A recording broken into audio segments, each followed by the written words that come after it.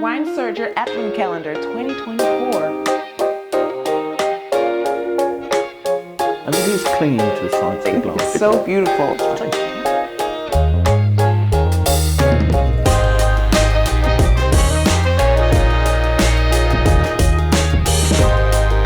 Hey guys, welcome back to day 19 of Wine Searcher Advent Calendar 2024. Wines of the Americas. Wines of the Americas. And today is quite exciting. Today is something a little bit different. A little bit different. This is a wine from a producer called Phelan Farm. And the wine is called Autrement. I'm saying it with a sort of a French accent there.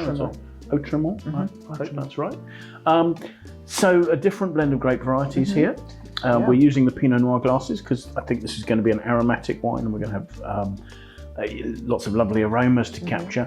But this is a blend of 40% of Gamay Noir, or Gamay, the wine that Beaujolais is made from. There's 40% of Mondeuse, a French grape variety from Savoie, so on the east side of France. And then there's 20% of Pinot Noir in there. Yeah, some of these grapes I haven't heard of before. Yeah, this is almost from a sort of a slightly experimental vineyard.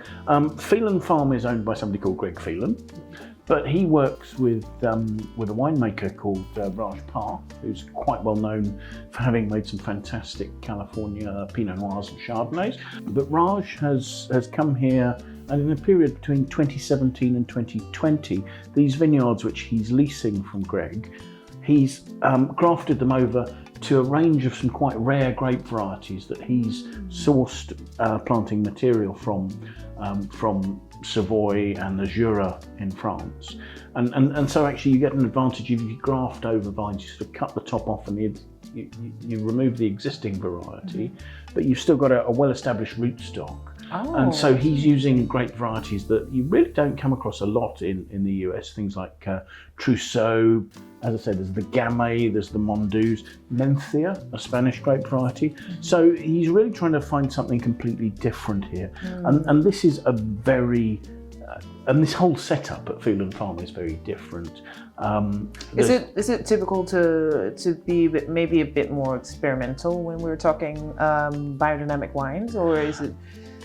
Well, yeah, I was coming to that. This is very much a wine made as a natural wine. There's no use of sulfur dioxide here at all, either during the winemaking or at bottling to protect it. There's quite an organic and biodynamic approach in the vineyards.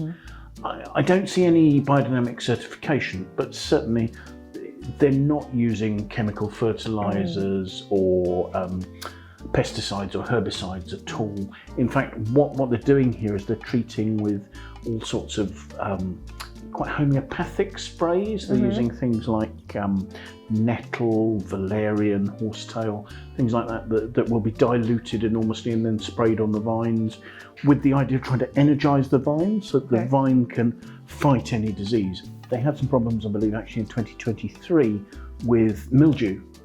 And they remedied that by spraying milk on the vines.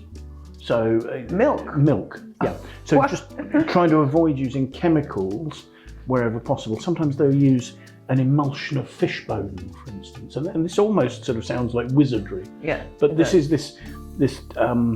biodynamics is this system that was developed by a German called Rudolf Steiner in the 1930s, and it's the idea of trying to enhance the life forces in the vineyard. So it's not just being organic, it's trying to get energy back into the vines. I mean, a lot of people are skeptical about it, but often the wines are very particular, and I think we're going to find this is a very exciting wine. I mean, certainly Raj Parr has a reputation for making some fabulous wines. So if you wanted to go for or try it out for the first time, a biodynamic wine, he's the. I think I think this would be a safe bet to go with. Yes. I'm intrigued to see. This is a wine that has no sulfur dioxide, whatever, protecting it.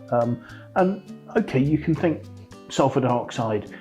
Why do you want that in a wine? Well, tiny amounts of it can prevent the wine oxidizing. So normally I'm fine with that. So it'd be interesting to see what the effect of that approach is on this wine. We should be looking at quite a light sort of style of wine. I mean, Gamay making Beaujolais, traditionally quite a light wine. Mondeuse is not a particularly heavy wine, and Pinot Noir tending to make a lighter style. So possibly a wine that if you wanted to have a red wine on a summer's day and lightly chill that, this would be quite a good option for that.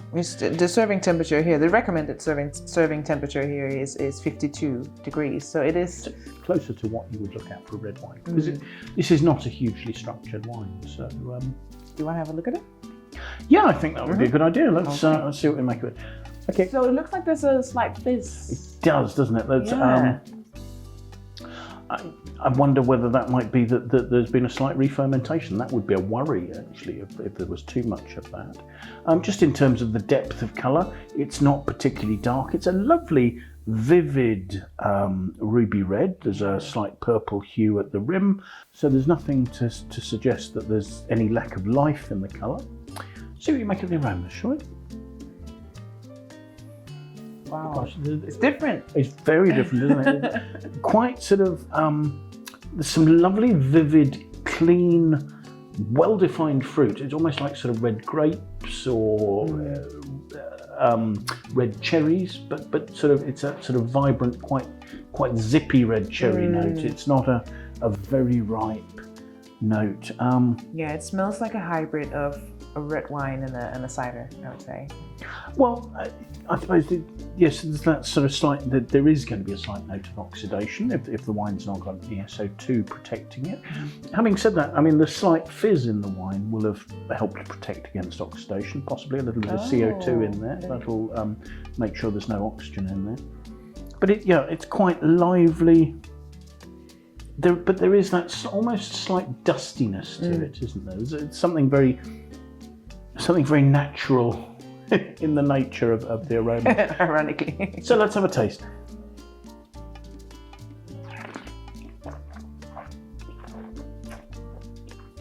So it's very lightweight, very fresh.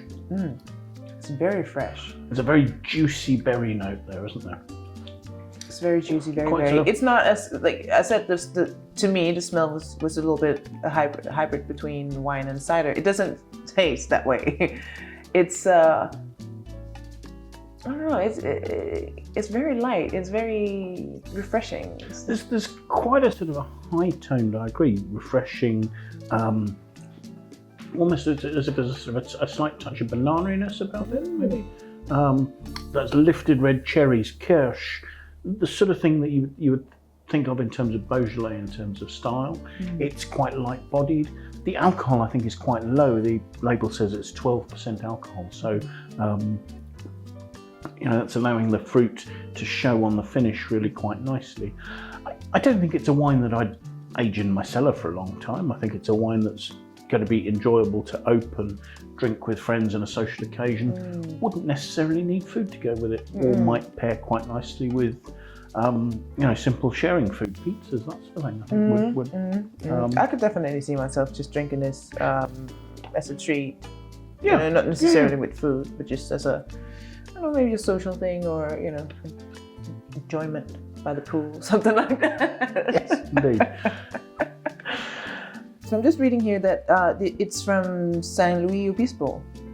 Yeah, we had a wine from San Luis Obispo earlier, the Harvey and Harriet. Having said that, this is actually from San Luis Obispo Coast, so it's a small distinction. Slightly different climate, or exactly, closer to the deep cold ocean. This is why this is a sort of a lighter, fresher style. Whereas further inland, where the Harvey and Harriet was concentrated and rich and had more ripeness in them, you can see the different influences of the climate on the two wines. I mean, the grape varieties here are more suited to making a lighter wine as well. But that's a question of planting the right grape varieties or grafting the right grape varieties in the right place. So this wine is $62, and would you say that's towards the pricey end, or is it normal for biodynamic wine, or? Yeah, $62 seems relatively pricey for a lighter wine like this. If you're buying a wine from a well-known winemaker like Raj Parr, I think you'll find that this is priced very well in comparison to some of his Pinot Noirs, for instance. So in context, I think it's quite good value for money. It's quite good value for money.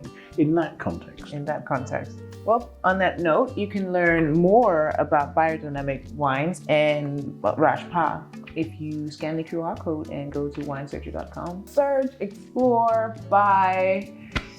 Yeah, hopefully there's everything there to guide your journey there. Exactly. So that is all for today. We'll be back tomorrow for day 20. Gosh, already. I know, we're almost Christmas there. is coming. It's been lovely so far, but fantastic. We'll be back.